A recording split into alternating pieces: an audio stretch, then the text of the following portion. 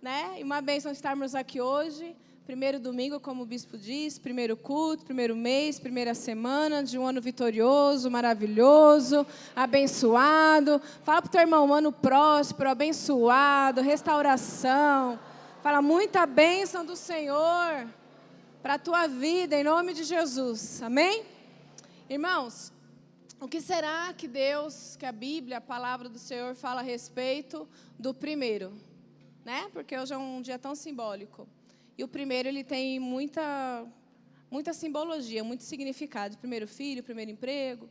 Mas o que será que a Bíblia diz a respeito do primeiro? Tem bastante coisa, mas eu fui orientada por Deus a gente falar de uma coisa que você já conhece bastante esse versículo, que é Mateus capítulo 6, versículo 33, né? Bem conhecido, Mateus 6, 33. Você pode abrir aí, vai estar aqui na tela também. O que Jesus fala aqui a respeito do primeiro, Mateus 6,33. Quem não achou, diga misericórdia. Esse ano folheia mais a Bíblia para achar rapidinho. Mas diz assim, olha, Jesus diz, buscai, pois, em primeiro lugar, o seu reino e a sua justiça, e todas estas coisas vos serão acrescentadas. Buscai, pois, em primeiro lugar. Repete comigo, buscar, em primeiro lugar. Faz assim, número 1, primeiro lugar. O reino de Deus e a sua justiça. Buscar em primeiro lugar o reino de Deus. O que é, irmãos, o reino de Deus? O apóstolo Paulo fala para nós em Romanos capítulo 14, versículo 17, ele diz, porque o reino de Deus não consiste em comida, bebida. Não, o reino de Deus significa o quê?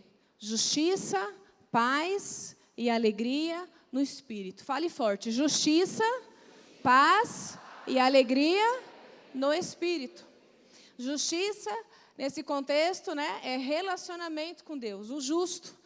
A palavra, o verbo que se encarnou, não é verdade? Conforme João capítulo 1 diz, que ele era o verbo no princípio de todas as coisas, ou seja, a palavra se encarnou, se fez homem e habitou neste lugar. Então, o que é o reino de Deus? O reino de Deus consiste em eu me relacionar, isso é justiça com Deus, ter intimidade com Deus, falar com Deus, ouvir Deus falar, conhecer Deus mais e mais. Eu sei que seu coração já está, esse projeto, esse propósito dentro de você. Desse ano, você conhecer mais a Deus, buscar mais a Deus, orar mais. Eu acho que assim como a academia, esse é um tema que todo ano a gente pede de novo, né? Deus, eu tenho que conhecer mais, eu tenho que orar mais, eu tenho que buscar mais, eu tenho que ir para a academia esse ano, não é verdade? Tem aqueles que são recorrentes. E esse certamente é um que vai estar sobre nós, a nossa vida, buscar a justiça de Deus, o relacionamento com Deus. Né? Buscar a paz, buscar a alegria, porque o reino de Deus é isso. Eu falo, o reino de Deus, em primeiro lugar, justiça, relacionamento. Amém? Paz e alegria, amém? Para a gente ter um ano assim mais que abençoado. Aqui, irmãos, nesse contexto de Mateus capítulo 6, Mateus 5, 6 e 7, é maravilhoso, porque esses 3 capítulos, Jesus faz uma síntese, né, um apanhado geral de toda a palavra, né, de Gênesis, que era a lei, né, começava ali, a Torá e tudo mais, até aquilo que ainda não tinha sido escrito na época de Jesus, como homem aqui, mas que ele, obviamente, já sabia. Então, ele fala da lei, ele fala da graça, ele ensina a orar, ele fala de relacionamento entre pessoas, ele fala de submissão, né, ele fala do servir a Deus. Então, capítulos 5, 6 e 7... né, que é o sermão da bem-aventuranças, é um resumo disso. E bem no meio, entre os 5 e os 7 tem o 6. E ali no meio, ele começa a falar desse tema, que é o tema da ansiedade. Veja que mais de 2000 anos atrás, Jesus falava sobre ansiedade. Porque a ansiedade é algo que faz parte da existência humana. É impossível não ter ansiedade. Mas é possível não viver atormentado pela ansiedade, amém? Mas um grau, um nível de ansiedade, todo mundo tem, porque isso faz parte do existir. E Jesus, ele está narrando, ele está argumentando a respeito da ansiedade. Isso é tão atual, né, irmãos? A palavra sempre, ela não tem que ser atualizada, mas ela é atual, ela é viva, ela é eficaz ontem, hoje, isso vai ser eternamente. E esse tema da ansiedade, hoje, mais do que nunca, na última década, tem se falado muito. O Brasil é o país mais ansioso do mundo. Nós estamos iniciando 2026, mas eu sei que tem gente aqui que já está pensando no peru de 2027. Já está pensando em 2030. Tem menina aqui de 15 anos já preocupado se ele vai aposentar. De 15, nem começou a trabalhar direito. Já está preocupado, né, como vai ser quando acabar a faculdade, mas está lá no 8º, 9º ano. Então, a ansiedade sempre tem a ver com essa questão do futuro, do como será. Aqui no capítulo 6 de Mateus, no versículo 31, diz assim, Mateus 6, 31, portanto, não vos inquieteis, dizendo, vamos falar, que comeremos, que beberemos, com que nos vestiremos, né? Jesus fala, gente, não se inquiete, né? Dizendo, se questionando sobre, veja que está no futuro, o que comeremos, o que eu vou comer, o que eu vou beber, como eu vou me vestir, como que vai ser. Então, o que é a ansiedade? A ansiedade é essa inquietação da alma, porque ele começa dizendo aqui, né, não vos inquieteis. É aquela angústia, aquela perturbação, aquele movimento que começa aqui dentro de nós. E ele fala, não se inquiete com perguntas a respeito do futuro. E a ansiedade é isso. A ansiedade, a gente está sempre questionando, voltando para nós mesmos. Eu vou dar conta, eu vou conseguir, eu vou chegar lá, isso vai acontecer, os meus sonhos, meu projeto, isso. E a gente vai questionando tantas coisas. E esses questionamentos vão inquietando, afligindo a nossa alma. E quando a gente começa, irmãos, a viver esse processo, como será? E se? E se não der certo? E se isso acontecer? Quando a gente começa a viver assim, a nossa fé começa a minar, a esgotar, a ficar enfraquecida.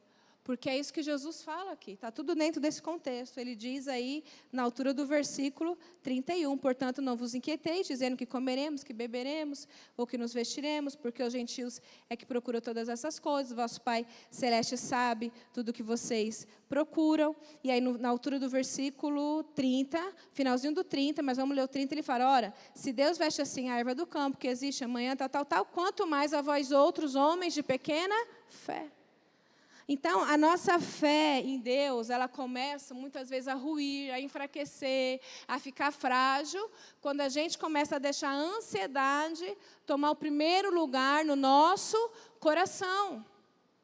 E isso confronta o que é o reino de Deus, porque o reino de Deus consiste, em primeiro lugar, buscar a Ele, relacionamento com Ele, a paz que vem dEle, a alegria que vem dEle, amém? Na nossa vida. E não a que outras coisas tomem o nosso coração, tome aqui o primeiro lugar. Então, a ansiedade é essa inquietação na alma, esses questionamentos que nós não temos respostas e nunca teremos. Então, se eu nunca vou ter resposta, se eu não tenho controle, não adianta eu me sobrecarregar com esses temas, com essas coisas. Olha só, irmãos, Gênesis, capítulo 12, começa ali um momento ali na história, né, de Abraão, inicia a história de Abraão. E é interessantíssimo, né? Por isso que, dentre outras coisas, que Abraão é chamado como pai do que, irmãos? Da fé. Porque Deus fala com Abraão, chama ele e diz, Abraão, olha, sai da tua terra, sai da tua casa, deixa a casa dos teus pais, dos teus irmãos, e você vai para um outro lugar. Mas eu não vou te dizer que lugar é. Não vou te dizer o que você vai fazer lá, como você vai viver, eu vou dizer nada, só quero que você saia daqui. E vá para onde depois eu vou te falar. E o mais maravilhoso de tudo é que Gênesis 12, se eu não me engano, versículo 4, por ali, diz que Abraão saiu. Abraão não ficou questionando. Mas como eu vou viver? Eu vou com minha esposa, tenho meus empregados, animais, que eles vão comer. Eu tenho a folha de pagamento, mês que vem, para acertar desse pessoal. E aí, meu pai, minha mãe vai ficar aqui, quem vai cuidar deles? Abraão questionou alguma coisa? Não, porque não existia ansiedade. O primeiro lugar no coração de Abraão era o reino de Deus. quando a gente se relaciona com Deus, irmãos, não existe o porquê nós questionarmos nada, porque nós sabemos que Deus está no controle da nossa vida. Nós sabemos que todas as coisas da nossa vida, mesmo que a gente não entenda, cooperam para o nosso bem. Quem ama a Deus aqui? Então, tudo coopera para o bem. Todas as coisas cooperam para o bem daqueles que amam a Jesus. Se nós amamos ao Senhor, tudo vai cooperar. E Abraão simplesmente foi. E é isso que nós temos que aprender a viver. Isso é o reino de Deus. Quem está entendendo? O que Deus nos ordena a fazer, e tudo que Ele nos ordenou, irmãos, está na palavra. Quem está com a Bíblia aí? Levanta a sua Bíblia um pouquinho. Eu vou levantar a minha aqui também. Levanta a Bíblia. Tudo está aqui. Não tem que ninguém vir e falar, eis que te digo, Deus está mandando. Não, está tudo aonde, irmãos? Aqui. Tudo que eu tenho que viver, fazer, em qualquer área que for da minha vida, está aqui. E quanto mais eu leio aqui, mais eu conheço o reino de Deus. Então, Abraão simplesmente foi. Teve um outro exemplo de tantos, né? Eliseu. Eliseu estava num momento assim, um homem de Deus, na Segunda Reis conta ali a história dele, e passando ali, quase chegando a passar fome, porque Samaria estava lá, mais de 3 anos sem chover, nada nascia, eles dependiam da agricultura, inclusive sem chover por causa da palavra que Eliseu liberou naquele lugar.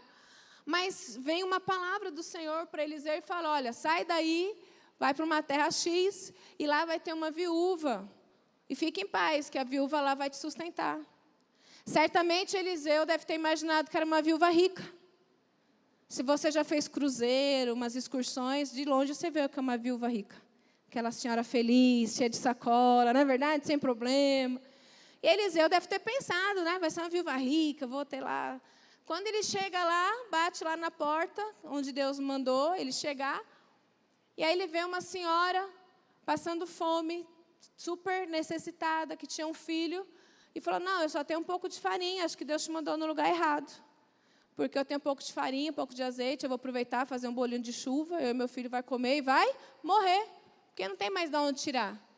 A gente vendeu os móveis, não sei se alguém já passou essa experiência, de estar um momento difícil, vende micro-ondas, vende mesa, vende... Não é assim? Foi vendendo para comer, não tinha mais nada. Mas Deus falou para ele que era aquele lugar, que era aquela senhora. E Eliseu falou, olha, Deus me mandou aqui. Então é o seguinte, você vai fazer esse pão e quem vai comer sou eu. Você e seu filho não vai comer nada. Dá para mim e vamos ver o que Deus faz. E glória a Deus que aquela mulher buscava em primeiro lugar o reino de Deus. E o reino de Deus, ele anda na contramão do reino do mundo. Porque existe o reino das trevas, o reino do mundo, mas existe o reino de Deus. E aquela mulher servia ao Senhor. Ela entendeu que tinha alguma coisa ali. E ela obedeceu.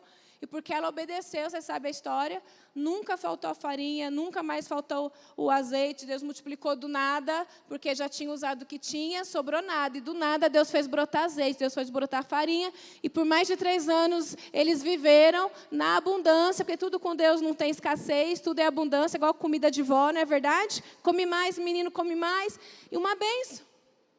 Isso é o segredo da gente viver, irmãos, o reino de Deus. Moisés estava num dilema. E quantos dilemas a gente passa na vida? Moisés era CEO de uma grande empresa no Oriente. A maior empresa do mundo antigo. Ele tinha cerca de 2 milhões de colaboradores. Imagina, irmão? 2 milhões. E eles estavam transicionando a empresa. Indo para outro lugar, mudando várias coisas na empresa, não só espaço físico, mas eles teriam que mudar a mentalidade, aprender novas coisas. E Moisés estava nesse processo grande. Só que as lutas vêm. Vem ou não vem, irmão? Vem. E aí, naquela grande equipe que ele tinha, maravilhosa, mas tinha lá 12 diretores, irmãos, cada um responsável por uma área fundamental. Só tinha 2 com pensamento bom. Os outros 10 diretores falando para o CEO da empresa, não vai dar certo, não vai dar certo, não vai dar certo, não vai dar certo. E Moisés tentando ficar firme. Para piorar, porque nada está tão ruim que não pode piorar. Ele começa a sofrer um grande ataque. Sabe a concorrência nas empresas? Quando ele olha, vem lá, Faraós Company. Atrás dele, da empresa dele, querendo boicotar. Irmãos, naquela hora do desespero, do medo, da insegurança, Moisés já com 80 anos, muita experiência em muitas áreas, mas outras muitas coisas para aprender, como a gente sabe. E a gente sempre tem coisas a aprender. Não é verdade? Ele naquela insegurança, aquele medo. E agora, com esse povo todo, essa empresa, esse negócio, essa situação. E ele ora, ele fala com Deus. Fica ali com aquele coração. E aí Deus faz uma pergunta para ele. E a gente tem que refletir se a gente tem ouvido as perguntas que Deus tem feito para nós. Porque Deus faz perguntas. Mas uma pessoa com coração ansioso, ela nem ouve, e quando ouve, na verdade escuta, ela nem reflete. Porque o ansioso já quer responder. Ele responde sem nem entender direito o que estão perguntando. Aí a pessoa fala, mas eu nem te perguntei isso, não, mas eu estou respondendo, porque eu já sei que daqui a pouco você vai perguntar isso também, então eu já estou falando.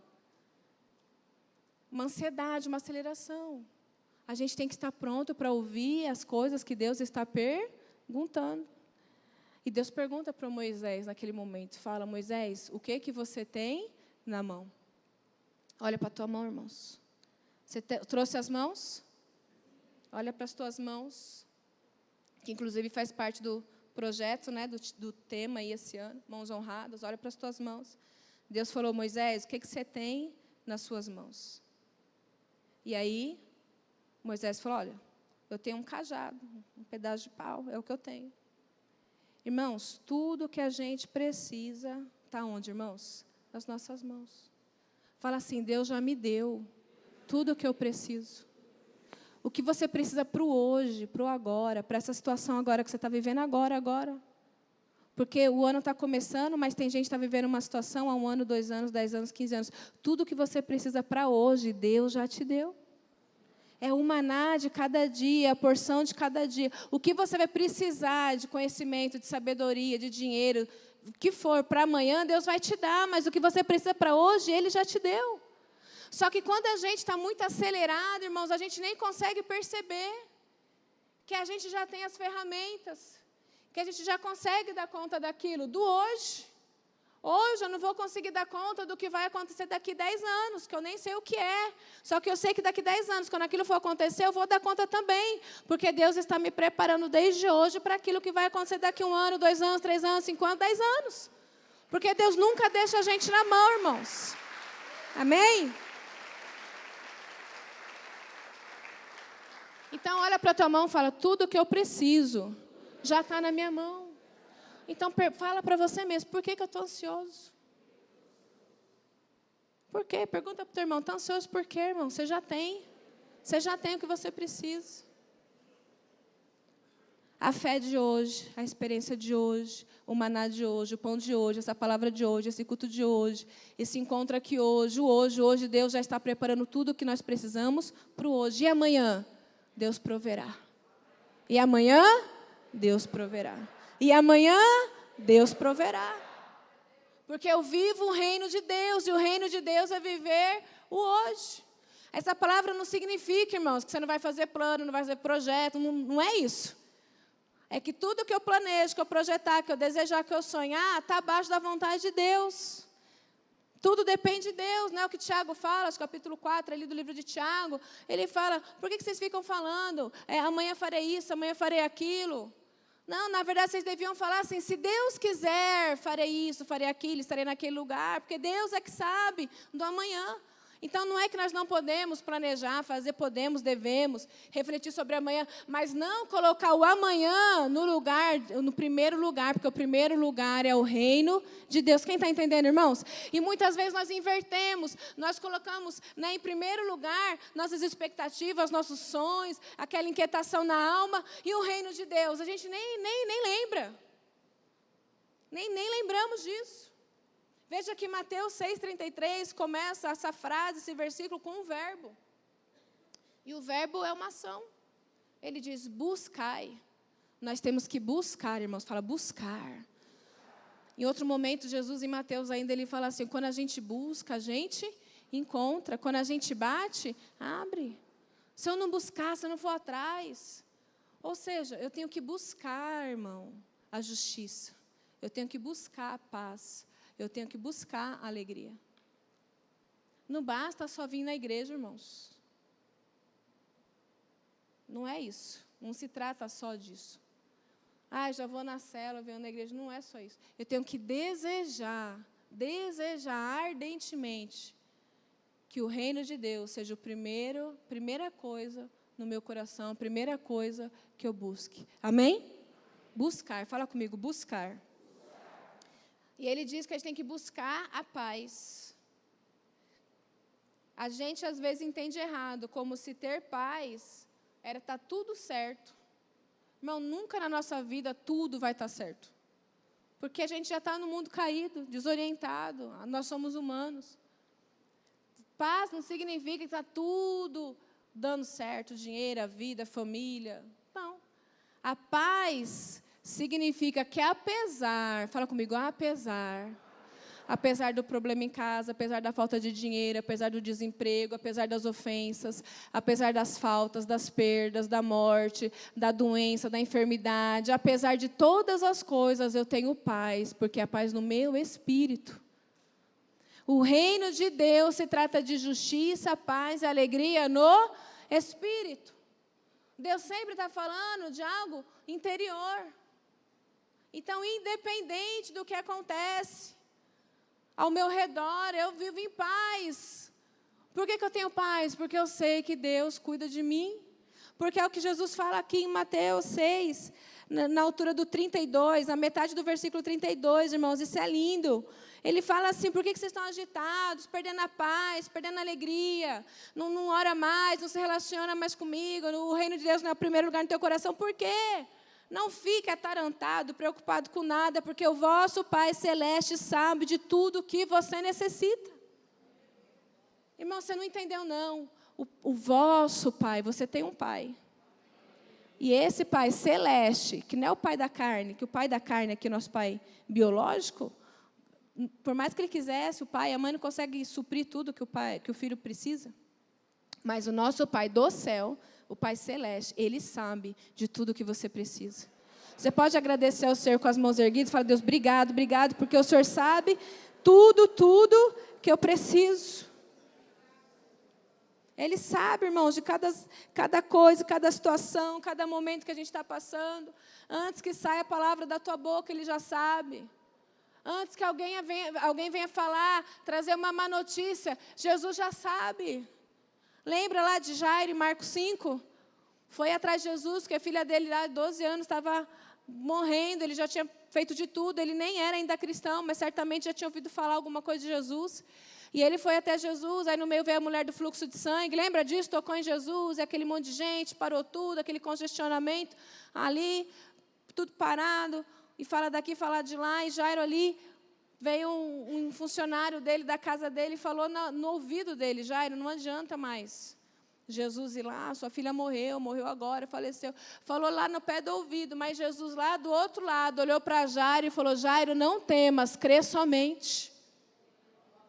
Irmãos, até aquilo que a gente ouve no nosso dia a dia, que às vezes quer ofender, machucar, ouve porque alguém disse, ou ouve porque você está ouvindo muito você. E, às vezes, o nosso problema é a gente ouvir muito a gente. Porque, dependendo do tipo de pensamento que a gente tem, é um perigo. Nós temos que refletir, pensar sobre aquilo que a gente está pensando.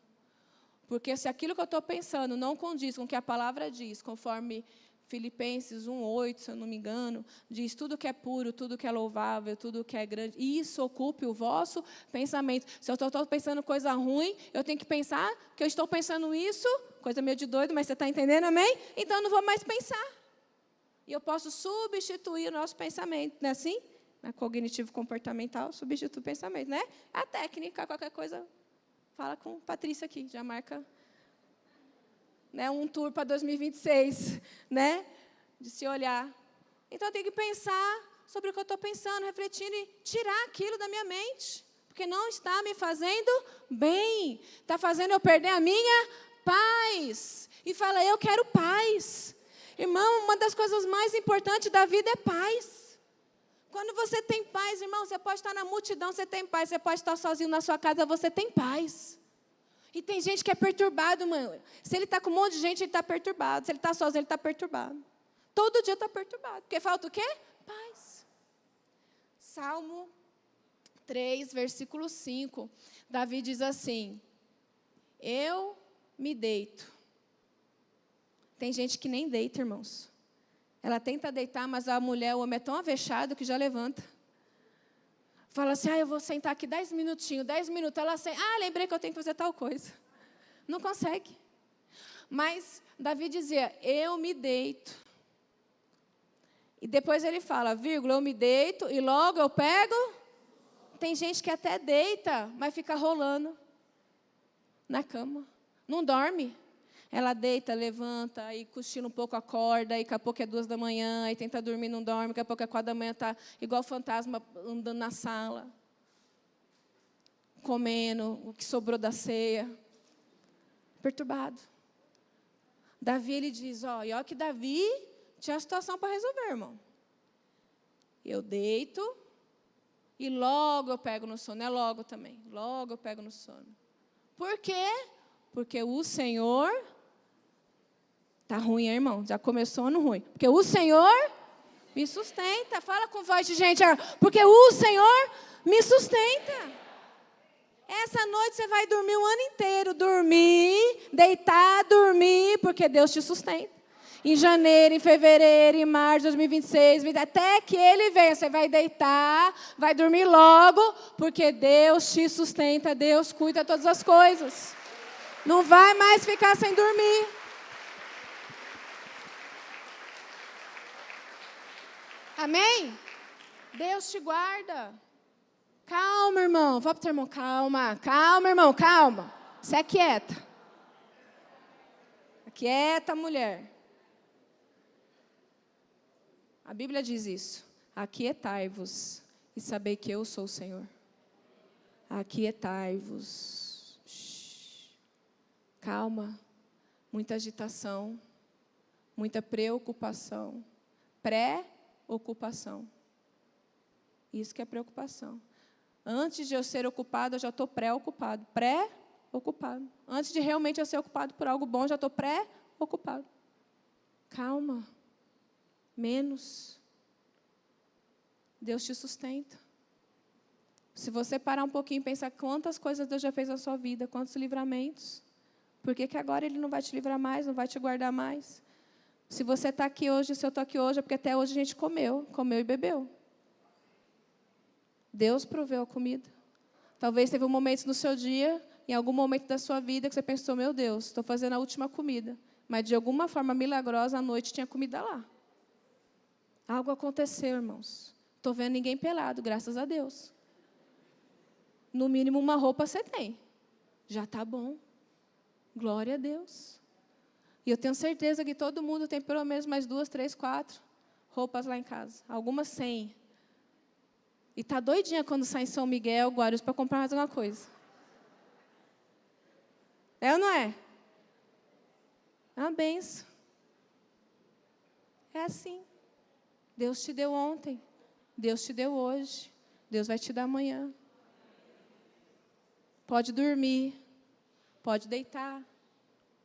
Pode dormir tranquilo, porque Deus te sustenta. Amém?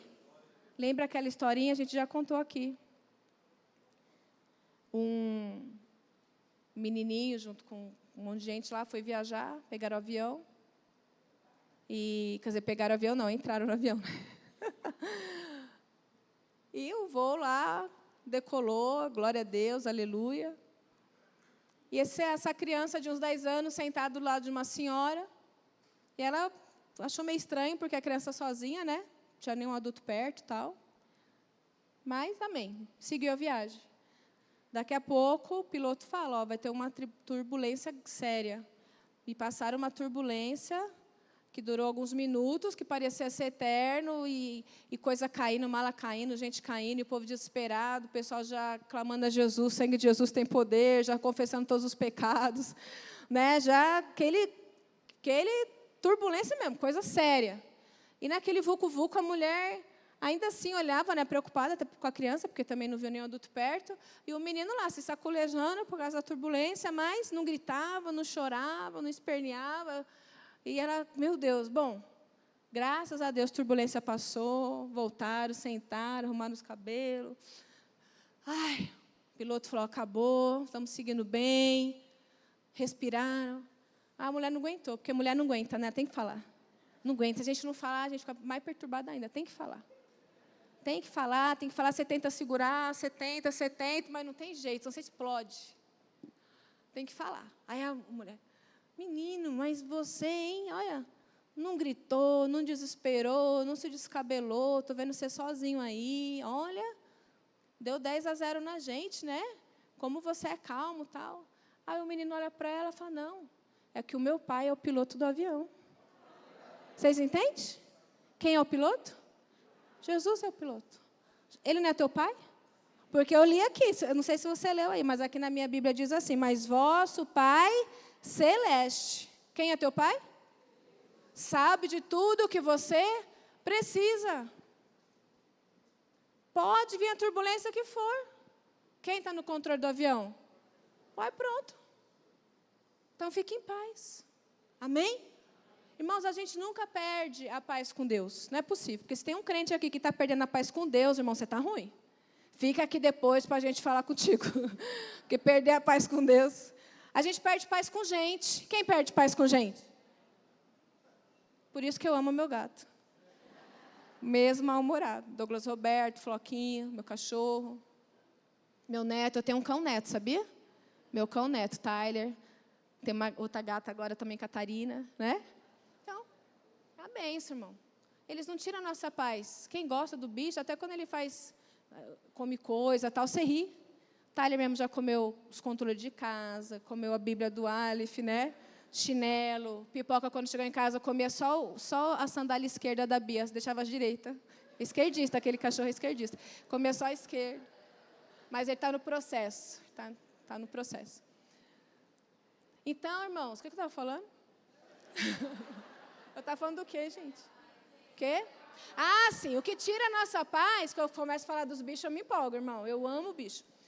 Esses dias a gente estava correndo atrás de um pato, né? A gente indo para casa, depois do culto, domingo à noite, tinha um pato na estrada, irmão. Falei, não, tem que parar. E eu e o Vinícius atrás do pato na estrada, gente. O pato, sabe como que é? O pato nem corre direito, nem voa direito, nem nada direito. Mas ele fazia tudo ao mesmo tempo. A gente não conseguia pegar o pato, né? Então, protegeu os bichos aí. Mas voltando, irmãos, Deus não tira a nossa paz. Ele é o príncipe da paz. O que tira a nossa paz é o quê? Gente, esse ano, minha irmã, já começaram a tirar a tua paz. Hoje é dia 4? Amanhã, então, que o povo tudo volta a trabalhar, já volta a loucura. Irmão, vão tirar. E você também vai tirar a paz de um monte de gente. Fala para o teu irmão, você não é santo não, irmão. Você não é tudo isso aí, não. Você perturba também. É ou não é, igreja? É. O povo tira a nossa paz. E a gente tira a paz do povo também. Às vezes em casa o Marcos fala, meu Deus, você quer tirar minha paz? Eu falei, mas eu casei para isso. Uma mulher casada que não tira, não perturba o homem, não tem graça. Não é verdade? Tem que dar umas perturbadas. Fala, meu Deus, cara, você está tirando minha paz. Eu falei, esse é o objetivo. Esse é o objetivo. E você fique na paz. Porque Jesus disse que se você fizer eu perder minha paz, as suas orações não serão ouvidas. Você tem que cuidar de mim, a gente briga na Bíblia, irmão. É ali no versículo, não, né? Tem que ser assim. As pessoas tiram a nossa paz. Irmão, calma. Há muita coisa que a gente não sabe. Não tenta resolver tudo agora.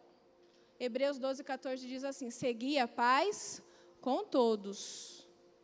Senão a gente não vai ver quem? Ah, Deus, o que depender de você, viva em paz. Então, o reino de Deus é em primeiro lugar. E a paz é algo que eu tenho que buscar. Mas ele não fala que o reino de Deus, conforme Romanos 14:17, consiste na justiça, na paz e na alegria. Fala comigo, alegria. E sabe o que é alegria, irmãos? Alegria não é ficar rindo 24 horas. Isso é gente tonta. A alegria é contentamento. Rapidinho, irmãos, que eu acabei falando muito aqui da paz, mas Deus sabe por quê, mas vamos lá, Filipenses 4, já vou ler rapidinho aqui. Filipenses 4, desde o versículo 11, Filipenses 4.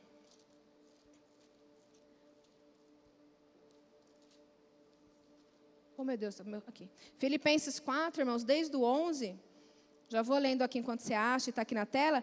Paulo, né, a Filipenses é a carta da alegria. Então, ele está falando que a nossa alegria está em Deus, a alegria está em Cristo, tal. Aí ele chega no 11. Ele diz assim, ó, digo isso não por causa da pobreza, porque aprendi a viver contente. Irmãos, nós temos que aprender a viver, é um aprendizado, porque tem criança que parece já nasce mal-humorada. Tem família que é mal-humorado, já passa no gene aquilo ali, é todo... Não, nós temos que aprender a desenvolver essa habilidade, esse aprendizado, buscar isso em Deus. Eu aprendi. Então, Paulo não era uma pessoa tão contente assim, mas ele aprendeu. Aprendi a viver contente. Em toda e qualquer situação. Isso é o contentamento, amém? É como a paz, independente da situação, eu tenho o quê? Contentamento. O diabo não vai levar minha alegria, roubar minha paz, não vai. Eu tenho contentamento em toda e qualquer situação. Porque tanto você está humilhado, como também honrado. De tudo, em todas as circunstâncias, já tem experiência da fartura, da fome, abundância, escassez. A nossa vida, irmãos, conforme Eclesiastes capítulo 3, que fala ali de 14 tempos, né, os 7 tempos e os seus contratempos, nascer, morrer, chorar, alegrar. Irmãos, a nossa vida é assim, amém? Tem hora que você está em cima, tem hora que você está como, irmãos? Embaixo. Tem dia que você está numa fartura. Não é só de comida, não. A coisa está dando certo, está vendendo bem, a coisa está andando, fartura de amigos, né? E tem dia que você está o quê, irmãos? Na escassez, todo mundo foi embora, o dinheiro acabou, é tipo janeiro, sabe? Começa desesperador, né? Então, mas, irmãos, em tudo isso, ele aprendeu a viver o quê? Contente. O reino de Deus consiste em nós buscarmos essa alegria, esse contentamento no Senhor, porque Paulo termina aqui falando no versículo 14, porque eu sei que 13, 14, tudo eu posso naquele que me fortalece. Quando nós vivemos no reino de Deus, irmãos, nós sabemos que a nossa alegria não vem de coisas. Coisas dão alegria, amém? Ninguém fica triste porque comprou uma casa. Você fica? Você chora de tristeza? Não fica. Comprou um carro, fez aquela viagem dos sonhos, a gente fica alegre. Mas você vai ver que daqui a pouco aquilo passa. Tanto passa que daqui a pouco você já começa a querer outra coisa. Maior, melhor. Ah, não gostei, não foi um bom negócio. Tudo passa. Mas essa alegria no Espírito, irmãos, não passa nunca. Fala para o teu irmão, meu irmão, receba alegria em 2026. Receba alegria em 2026, amém? Esse contentamento. Para, irmão, de viver insatisfeito. Deus te deu uma casa para morar, eu pago aluguel. Tem gente que nem aluguel pode pagar, uai. Você está no aluguel hoje, mas está na sua casa. Ah, eu tenho um carro. Ah, mas não é um carro muito bom, mas está andando, irmão. Chega na igreja, chega não sei. Então tá bom, irmão. Depois vem outra coisa melhor. A gente tem que aprender a viver contente com aquilo que Ele já nos deu. Quando? Hoje, agora, com a roupa que eu tenho, a experiência profissional que eu tenho. Ah, eu tenho que melhorar. Tem gente muito à frente de mim. Pois é, mas ela tem 10, 15 anos de formada a mais que você. Amém. A gente tem que buscar melhorar, mas eu estou contente, alegre com essa igreja, amém? Com a minha família, com a minha saúde, com o meu corpo, com os meus amigos, sabe? Com a capacidade que eu tenho, com o salário que eu ganho. Ah, meu Deus, meu salário é pequeno, mas aí tem gente que nem o pequeno tem. Vamos aprender a estar contente com aquilo que Deus já nos deu. Senão vamos ficar uma pessoa amarga, insatisfeita, negativa, que tudo reclama, que nada está bom. E é horrível conviver com gente assim. É ou não é? Triste. Tenha contentamento, irmãos, na tua alma, porque o reino de Deus é paz e é alegria. Eu aprendi a viver contente, Paulo diz. A humilhação magoa, machuca, mas eu não vou ficar lá. E eu não fico também lá me vitimizando, me acabando. Eu levanto no outro dia, eu continuo. E mais um dia. E eu vou indo, eu vou fazendo, eu vou semeando, eu vou construindo, e vou reedificando. E às vezes alguma coisa desconstrói, eu construo de novo, e eu estou lá, e as coisas vão acontecendo. Contentamento na nossa alma. Amém? Diga comigo, a paz, a alegria. Diga a justiça. A justiça é relacionamento com Deus. É orar, é buscar, é amar Deus. é querer aprender da palavra, é ter fome e sede da palavra, como ele fala mesmo aqui em Mateus 5. Bem-aventurados que têm fome e sede de justiça, porque eles serão fartos, saciados, alimentados. Isso que é relacionamento com Deus, é buscar Deus, irmãos. E nós precisamos disso, desse contato. Sabe por quê? Se a gente não se relaciona, presta atenção que eu vou terminar. Se a gente não se relaciona com Deus, então é porque Deus não está em primeiro lugar no nosso coração. E se o reino de Deus, se Deus não está em primeiro lugar no nosso coração, na questão da relação, então a forma que eu vou me relacionar com todo o resto vai ser uma forma doentia. Quando primeiro eu me relaciono com Deus, todos os meus outros relacionamentos são saudáveis. Não são perfeitos, mas são saudáveis. Quando eu não me relaciono com Deus em primeiro lugar, todos os meus relacionamentos vão ser frágeis.